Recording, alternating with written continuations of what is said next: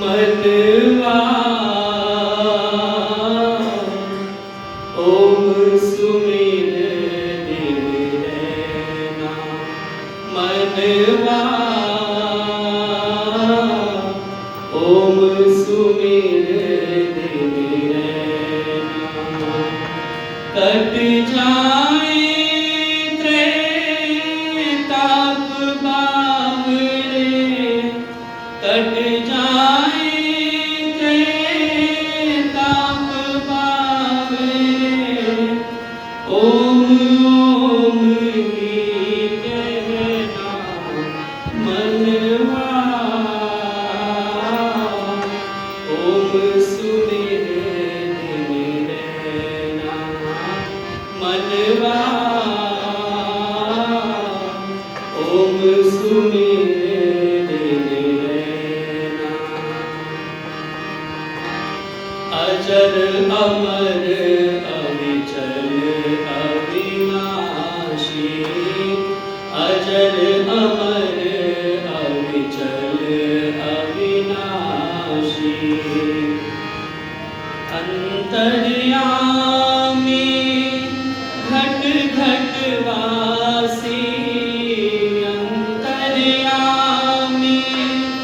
घट घट वासी, तेरे अंदर वो सुख राशि, तेरे अंदर वो सुख राशि, देख मूंद कर नैना मनवा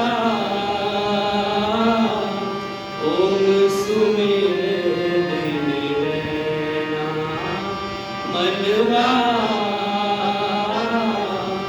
ओम सुमिर दिन रहना। सहज किनारा मिल जाएगा, सहज किनारा मिल जाएगा, परम सहारा मिल जाएगा, परम सहारा मिल जाएगा, प्रीतम प्यारा मिल जाएगा, प्रीतम प्यारा मिल जाएगा, धुन में उसी की रहना मनवा ओम सुमिर दिन रहना, मनवा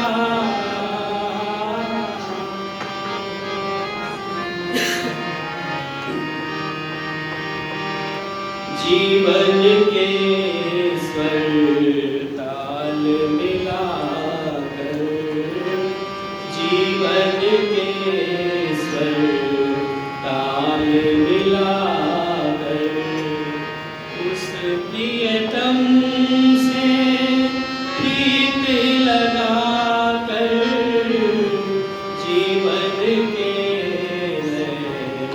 ताल मिलाकर, उस प्रियतम से प्रीत लगाकर, मन मंदिर में ज्योत जलाकर, मन मंदिर में ज्योत जलाकर, बोल मधुर मुख बैना मनवा ओम सुमिर दिन रहना, मनवा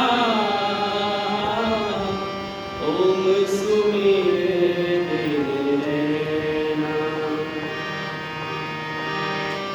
बंधु सखा स्नेही भ्राता, बंधु सखा स्नेही भ्राता, वो बेमोल पिता और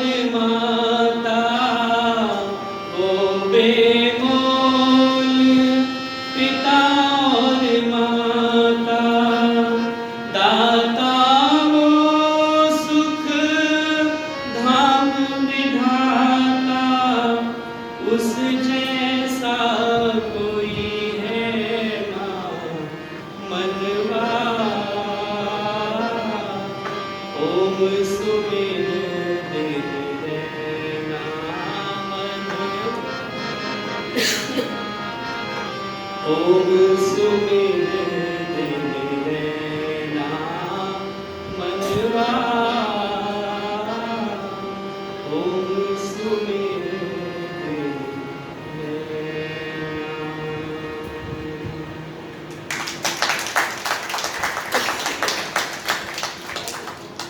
आर्य समाज सेक्टर 7 के प्रांगण में उपस्थित आर्य समाज के सभी पदाधिकारीगण और भी समाजों से उपस्थित हुए महानुभाव आदरणीय दयानंद सेठी जी, यहाँ पर सभी उपस्थित लोग बहुत ही स्वाध्यायशील लोग हैं और बहुत ही प्रबुद्ध यह समाज है, क्योंकि सारे लोग अच्छा स्वाध्याय करने वाले, सत्संग का लाभ लेने वाले बहुत ही स्वाध्यायशील लोग हैं। मुझे आपने आज आमंत्रित किया, इसके लिए मैं आपका हृदय से धन्यवादी हूँ, क्योंकि आप जैसे लोगों की समाज में बोलना कोई सरल कार्य नहीं है और मुझे आपने इसके लिए चुना। मैं अपने आप को इस योग्य तो नहीं मानता, लेकिन आचार्य सती सत्यम जी का फोन आया तो मैं मना नहीं कर सका।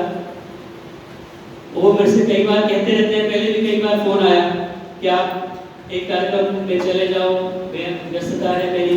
मैं उनको मना कर देता था कि नहीं, मैं बाहर का कोई कार्यक्रम लेता नहीं हूँ। इसलिए इस बार जब उन्होंने कहा कि तो बाहर का नहीं है, अंदर का ही है, तो मैं मना नहीं कर सका। तो आपके समक्ष आज उपस्थित होने का सौभाग्य प्राप्त हुआ और कुछ चर्चा हम करेंगे। बहुत सुंदर गीत अभी हमने सुना है आदरणीय सुमन बत्रा जी से। मेरा गला भी वैसे आज थोड़ा गड़बड़ सा है, खांसी बीच में उठ सकती है, तो मेरा थोड़ा आप साथ देंगे। बहुत सुंदर गीत अभी हमने सुना, तुझे मनवा जिसकी तलाश है, अति निकट उसका निवास है। अपाम मत्ये तस्ति वासम कृष्णा विदं जयकारम बिड़ा सुक्षत्र मिले। कहते हैं कि जल बिच मीन प्यासी मोहे सुन सुनावे हासी। वह परम पिता परमात्मा हमारे अंग संग मौजूद है, हर समय, हर जगह, हर स्थान पर हमेशा हमारे साथ उपस्थित है, लेकिन हम उसे देख नहीं पाते, सुन नहीं पाते, समझ नहीं पाते, पहचान नहीं पाते।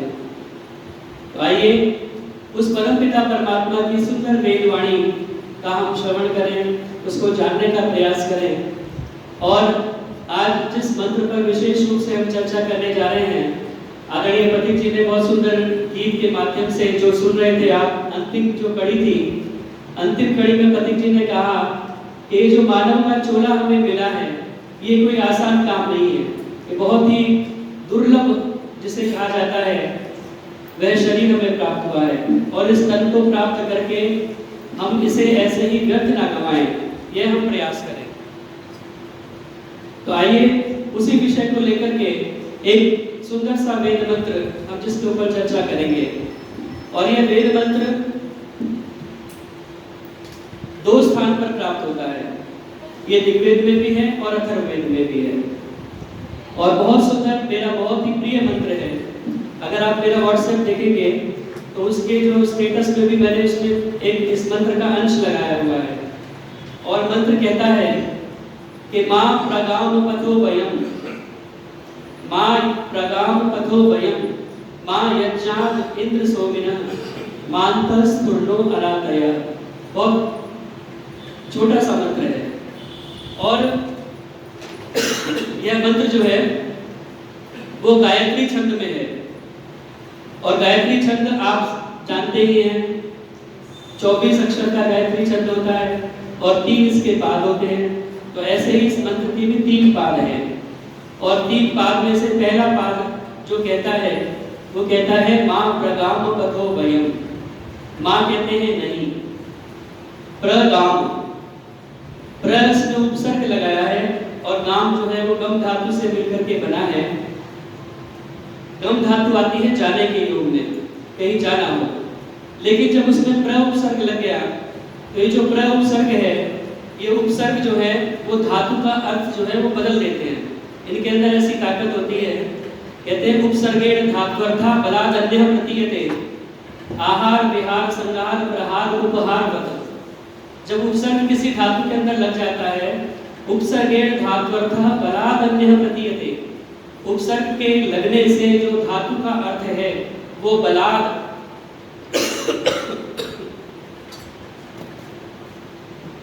बलपूर्वक,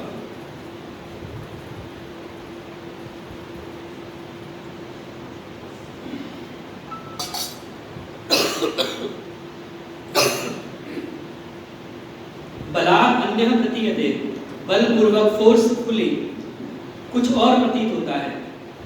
जैसे एक हम कहें सिंपल शब्द है हार, हार में हम प्रहार लगा दें तो अलग हो जाएगा, विहार लगा दें तो अलग हो जाएगा, संहार लगा दें तो अलग हो जाएगा, उपहार लगा दें तो अलग हो जाएगा। तो इसलिए कहते हैं कि उपसर्गेण धात्वर्थः बलादन्यः प्रतीयते, आहार विहार संहार प्रहार उपहार वत्, जैसे ये हार में लगाने से ये बदल जाते हैं, इसी तरह से जो धातु का अर्थ है वो उपसर्ग लगाने से बदल जाता है। तो यहाँ पर जो अर्थ है, एक दिन पहले रखे हुए एक बार आएगी फिर उसके बाद गला साफ हो जाएगा। तो प्रगाम, गाम कहते हैं जाने के लिए, और प्रगाम जब लग जाता है तो जैसे प्रस्थान होता है, प्रस्थान में प्र उपसर्ग लगा है, प्रस्थान अर्थ आता है जाने के लिए। तो यहाँ पे जो प्रगाम शब्द आया है, प्रगाम का अर्थ यहाँ पर बना कि वापस आना, जाने से उल्टा हो गया, पर उपसर्ग लगने से इसका अर्थ उल्टा हो गया। और यहाँ पर आया कि हम पथो वयम, रास्ते से, और वयम माने हम, यानी हम रास्ते से कभी भी वापस ना लौटे, हम जिस रास्ते पर चल पड़े हैं उस रास्ते से कभी भी वापस ना लौटे, ये इसका सामान्य अर्थ है।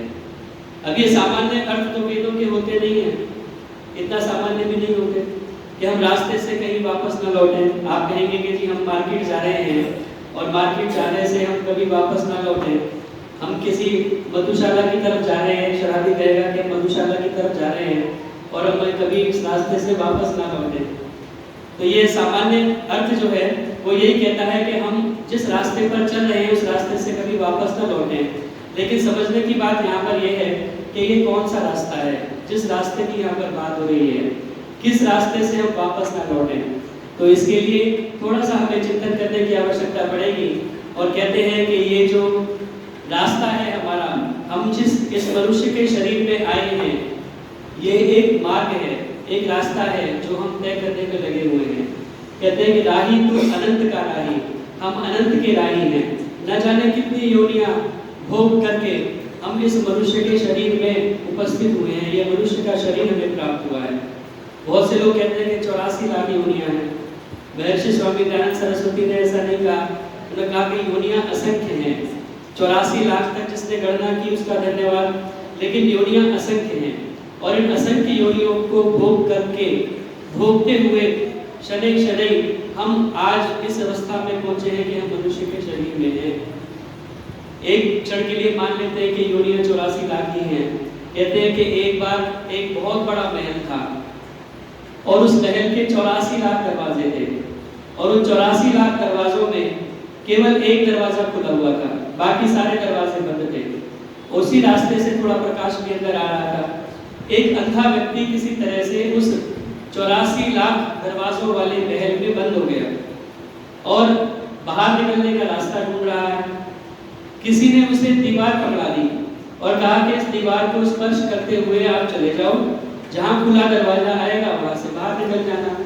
अब वो व्यक्ति, एक हाथ में उसकी लाठी थी, एक हाथ से दरवाजे उस दीवार को टच करता हुआ आगे बढ़ रहा है। लेकिन संयोग से, दुर्भाग्य से क्या हुआ कि जैसे ही वो खुला दरवाजा आया वैसे ही उसको खुजली आ गई, और खुजली आ गई तो जो हाथ दीवार को टच कर रहा था उससे वो अपने सिर को खुजाने लगा, और उसी खुजली के बीच में उसका जो खुला दरवाजा था वो निकल गया और फिर से वही स्पर्श करता हुआ चला जा रहा है। तो फिर वही 84 लाख योनियों का चक्कर। तो इसीलिए कहते हैं कि ये 84 लाख योनियां जो है वो मनुष्य का शरीर हमें प्राप्त हुआ है, यही खुला दरवाजा है, यही वो दरवाजा है जिससे हम बाहर निकल सकते हैं। लेकिन इसी दरवाजे को अगर हमने छोड़ दिया, ये जो खुजली है, ये मोह माया की खुजली, विषय विकारों की खुजली, ये खुजली हमें आ गई तो ये दरवाज़ा भी हमारा निकल जाएगा और फिर वही 84 का चक्कर हमें भोगना पड़ेगा।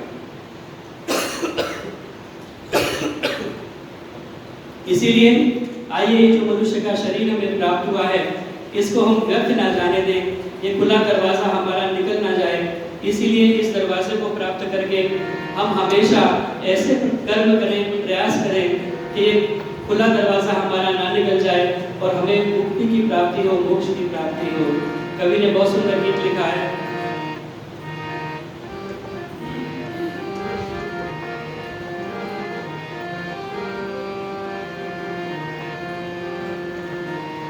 ये नर तन जो तुझको मिला है ये गंवाने के काबिल नहीं है। ये नर तन जो तुझको मिला है ये गंवाने के काबिल नहीं है। तेरा हर श्वास अनमोल हीरा ये लुटाने के काबिल नहीं है। ये नर्तन जो तुझको मिला है।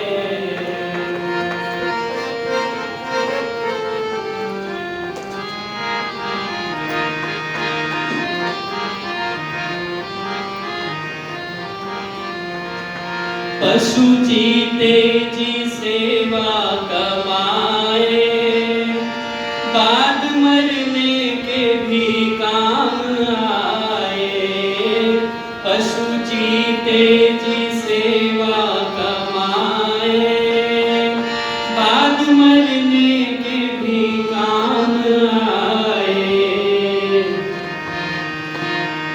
पर तेरा जिस्म मर कर किसी के, पर तेरा जिस्म मर कर किसी के काम आने के काबिल नहीं है। ये नर्तन जो तुझको मिला है ये गंवाने के काबिल नहीं है।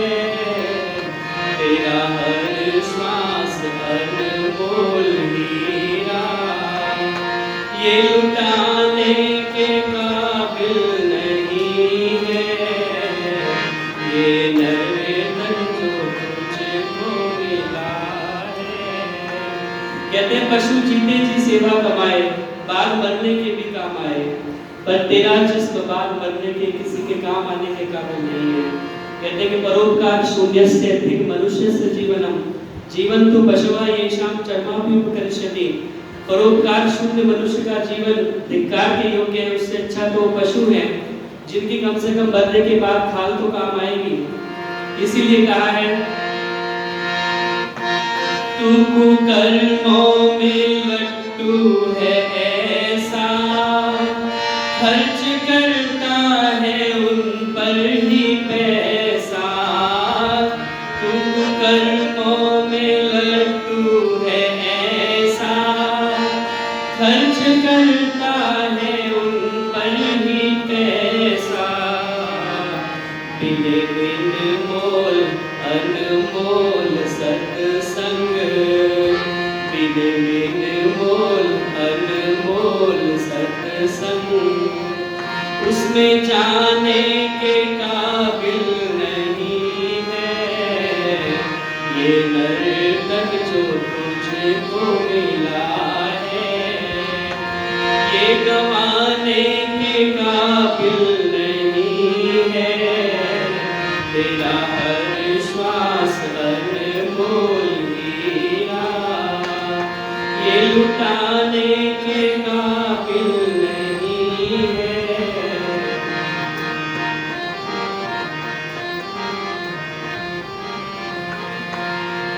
जो न समझा तो रोना पड़ेगा, नर्क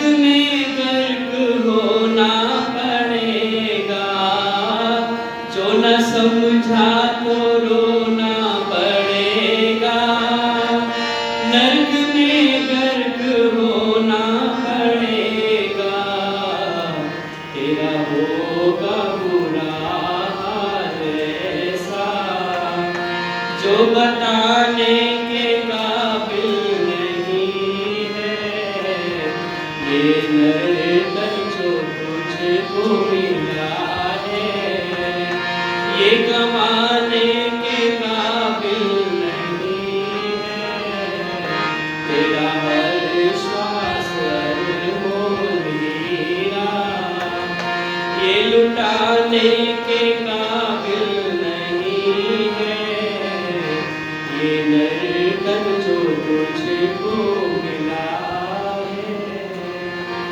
ये नर्तन जो तुझको मिला है ये गंवाने के काबिल नहीं है, तेरा हर श्वास अनमोल हीरा ये लुटाने के काबिल नहीं है। कहते कि एक बार एक व्यापारी निकला था व्यापार करने के लिए, उसकी झोली में बहुत सारे हीरे जवाहरात रत्न इत्यादि भरे पड़े थे।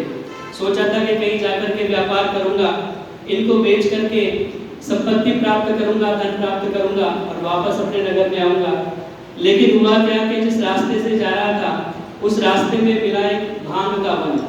अब भांग का वन था, उसने थोड़ा बहुत चखा और उसको नशा हो गया और नशे ने अपने झोली के सारे रत्नों को उसने फेंकना शुरू कर दिया। एक एक करके सारे रत्नों को फेंकना शुरू कर दिया। कुछ बालक उसे मिले, नगर के नजदीक जब आया तो उन बालकों ने देखा तो बालकों ने भी उससे छेड़खानी की, थोड़े कंकड़ उसकी तरफ फेंके तो उसने और भी जोर से उन रत्नों को फेंकना प्रारंभ कर दिया। लेकिन धीरे धीरे जैसे वो अपने रत्नों को फेंकता गया, जैसे जैसे उसका नशा कुछ ढीला हुआ, तब उसे होश आया कि मैंने ये क्या कर दिया। अपनी झोली के सारे रत्नों को मैंने फेंक दिया। लेकिन कहते हैं कि अब पछताए होत क्या, जब चिड़िया चुग गई खेत। बाद में पछताने से कुछ होगा नहीं। आए थे फूल चुनने हम बागे हयात में, दामन को खाकसार में उलझा के रह गए। उम्रे दराज मांग कर लाए थे 4 रोज, 2 आरज़ू में कट गए 2 इंतजार में। बर्बाद यूं ही कर दिए बरके किताबें जिंदगी, कुछ हमी ने फाड़ डाले कुछ हवा में उड़ गए। ये सारा जीवन हमारा इसी प्रकार से व्यतीत हो जाता है और हाथ कुछ भी नहीं आता। इसीलिए कहा कि माँ प्रगाम पथो वयम, हम जिस रास्ते पर चल पड़े हैं, जिस रास्ते पर हम आगे बढ़ गए हैं, परमपिता परमात्मा ऐसी कृपा करे कि उस रास्ते से हम कभी वापस की तरफ ना लौटे, वापस ना लौटे। अर्थ क्या हुआ कि ये जो मनुष्य का शरीर हमें प्राप्त हुआ है, हमारे द्वारा ऐसे कोई कर्म ना हो, हमारे द्वारा ऐसा कोई पाप ना हो, अपराध ना हो, जिससे हमें ये वापस मनुष्य का शरीर प्राप्त ना हो। कहीं ऐसा ना हो कि हमें मनुष्य से भी नीचे की योनियों में जाना पड़े, तो एक तरह से रास्ते से वापस लौटना हो गया। कम से कम ऐसे कर्म हो, प्रतिक्षण हम ये विचार करें कि हमारे द्वारा ऐसे कर्म हो जिससे हमें अगला जो जन्म मिले वो मनुष्य का मिले और इससे भी अच्छा कहीं जन्म मिले, कहीं अच्छी जहाँ पर हमारा साधना के अनुकूल वातावरण हो, ऐसा कोई जन्म मिले जहाँ पे हमें इस प्रकार का अनुकूल वातावरण, संस्कार, परिवार मिले कि हम अपनी इस यात्रा को और आगे बढ़ाते हुए, उत्तरोत्तर उन्नति प्रगति के पथ पर आगे बढ़ते हुए हम उस मुक्ति के रास्ते पर आगे बढ़ सके, मोक्ष के रास्ते पर बढ़ सके।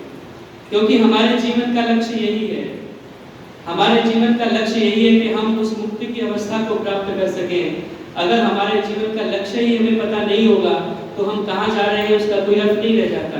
आप कल्पना कीजिए एक यात्री की जो एक रेलवे स्टेशन के प्लेटफॉर्म पर आकर के खड़ा हो गया और आकर के किसी ने उससे पूछा कि भाई तुम्हें कहाँ जाना है, तो इधर उधर देख रहा है, कह रहा मुझे पता नहीं कहाँ जाना है। तो उसके ऊपर लोग हंसेंगे, उसे मूर्ख कहेंगे।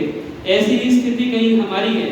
हमें सुबह से शाम तक, रात तक हम दौड़ लगाने में लगे हुए हैं, लेकिन हमें ये पता नहीं है कि हमें जाना कहाँ है, हमारे जीवन का लक्ष्य क्या है, हमें क्या प्राप्त करना है। तो उस जीवन के लक्ष्य को हम समझने का प्रयास करें कि हमें उस मुक्ति की अवस्था को प्राप्त करना है, इस जन्म मरण के चक्र से मुक्त होना है। महर्षि स्वामी दयानंद सरस्वती ने बहुत सुंदर चर्चा 9वें समोल्लास के अंदर की है मुक्ति की, और वहां पर प्रश्न उपस्थित किया है कि मुक्ति किसे कहते हैं। ऋषि की शैली बहुत सुंदर है, प्रश्न उत्तर की शैली में वो बात को बड़े अच्छे तरीके से समझाते हैं और वहां पर प्रश्न करते हैं कि वो मुक्ति किसे कहते हैं। तो कहते हैं मुंचंती पृथक भवंती यस्याम सा मुक्ति, कहते हैं कि जिसमें मुक्त हो जाए, छूट जाने का नाम मुक्ति है। अब उन्होंने कहा कि छूट जाने का नाम मुक्ति है, तो अगला प्रश्न उपस्थित हो गया कि किससे छूटना। सहज रूप से अगला प्रश्न आ गया कि किससे छूटना, जिससे सब छूटना चाहते हैं। उत्तर दिया कि जिससे सब छूटना चाहते हैं। अब प्रश्न वही कि वही खड़ा रह गया कि किससे छूटना चाहते हैं? तो उन्होंने कहा कि दुखों से हम छूटना चाहते हैं। और दुख क्या है? एक तो ये सारे दुख आप देख ही रहे हैं जो संसार में आने पर हमें प्राप्त होते हैं, लेकिन एक जो विशेष दुख है, जो जन्म मरण का दुख है, पुनरपि जन्मम पुनरपि मरणम पुनरपि जननी जठरे शयनम इस संसारे अति दुष्कारे कृपया पाहि पार पुराने। जयदेव जी कहते हैं कि पुनरपि जन्मम पुनरपि मरणम, बार बार जन्म लेना, बार बार मरना, फिर वही जननी के गर्भ में आकर के फिर वही जन्म लेना, फिर वो दुखों को भोगना और मरना। ये जो बार बार का जन्म मरण का चक्र है, इस चक्र से हमें मुक्ति मिले, ऐसा हमें प्रयास करना चाहिए। यही हमारे जीवन का लक्ष्य है। और ये मुक्ति भी जो है वो बहुत अनंत काल तक, बहुत लंबे अंतराल तक ये मुक्ति हमें प्राप्त होती है। कहते हैं कि 36,000 बार जो सृष्टि का बनना और बिगड़ना, सृष्टि का निर्माण और प्रलय, उतने अवधि तक ये जीवात्मा मुक्ति की अवस्था में सुखों को भोगता है। अनंत काल का मतलब ये नहीं कि बिल्कुल इनफाइनाइट है, वापस नहीं आएगा मुक्ति होकर के, ऐसा नहीं है। वो एक अवधि है, लेकिन वो अवधि इतनी बड़ी है कि वो अनंत काल है। उस अंतराल में हम मुक्ति को भोगते हैं। उस मुक्ति को भोग करके वापस हमें फिर एक अच्छा जन्म में प्राप्त होता है। इसीलिए इस जीवन का लक्ष्य हमारा है कि हम मुक्ति को प्राप्त करें। जिस रास्ते पर हम आगे बढ़ चुके हैं, निश्चित रूप से हम बढ़ चुके हैं, तभी हम ये मनुष्य के शरीर में आए हैं, क्योंकि मनुष्य का शरीर ऐसे प्राप्त नहीं होता हमें। कहते हैं कि ये जो मानव का चोला, एक छंद लिखा था मैंने कुछ समय पूर्व, मानव का चोला मिला अनायास नहीं हमें, जन्म जन्म के ये शुभ कर्मों का प्रयास है। मानव का चोला मिला अनायास नहीं हमें, जन्म जन्म के ये शुभ कर्मों का प्रभाव है।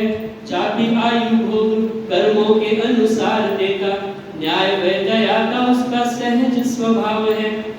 सुदृढ़ सुडौल संचालित सुनीति से दिव्याभायुक्त जिसमें छिद्र है न श्राव है, भव रूपी सागर से पार जाने को सरल प्रभु ने प्रदान की हमें ये दिव्य नाव है।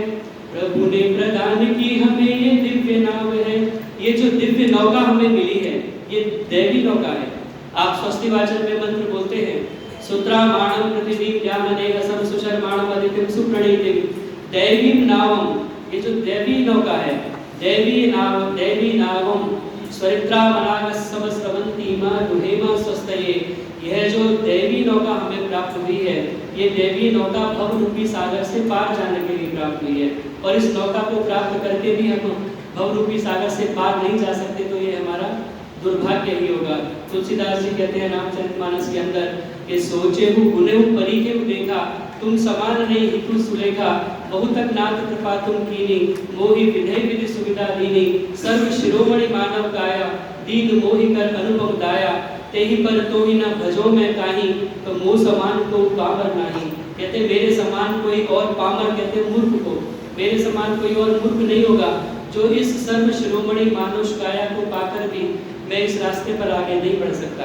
साधन धाम मोक्ष कर द्वारा, यह साधनों का धाम और मोक्ष का दरवाजा है जो मैं मनुष्य का शरीर प्राप्त हुआ है। इसीलिए मंत्र कहता है कि मां प्रगाम पतो वयम, हम इस रास्ते पर जो आगे बढ़ गए हैं, मनुष्य का शरीर हमें प्राप्त हुआ है, इससे ऐसा ना हो कि हमें वापस जाना पड़े, फिर उन्हीं योनियों में जन्म लेना पड़े। इसलिए प्रभु ऐसी कृपा करो कि हम इस रास्ते से वापस न लौटें। समय समाप्ति की ओर बढ़ रहा है, पहला पाद मेरा कंप्लीट हुआ है। कहते हैं कि अगला जो पाद कहता है वो कहता है कि मां यज्ञान इंद्र सोमिना। परमपिता परमात्मा ने जब भक्त की यह पुकार सुनी, जब उसने प्रार्थना की कि हे प्रभु मैं इस मार्ग से कभी भी पीछे की तरफ न लौटूं, तो उसका बहुत सुंदर समाधान दिया।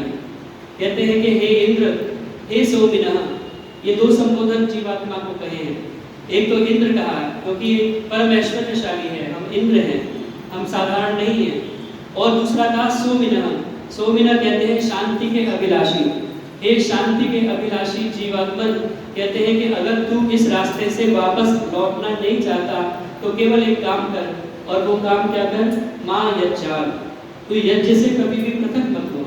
यज्ञ को कभी भी अपने जीवन में छोड़ मत, अगर इस रास्ते से वापस जाने की इच्छा नहीं है। अगर इस रास्ते से वापस जाने की इच्छा नहीं है तो यज्ञ को अपने जीवन में अपना, और यज्ञ को अपने जीवन में नहीं अपनाएगा तो तुझे वापस उन्हीं योनियों में जाना पड़ेगा। क्यों जाना पड़ेगा? क्योंकि हमारे ऊपर इस प्रकृति का, इस संसार का इतना सारा ऋण है। महर्षि स्वामी दयानंद सरस्वती जी तीसरे समुल्लास में चर्चा करते हैं कि हमें होम क्यों करना चाहिए। बहुत सारी चर्चा वहाँ पर है, उतना समय मेरे पास नहीं है।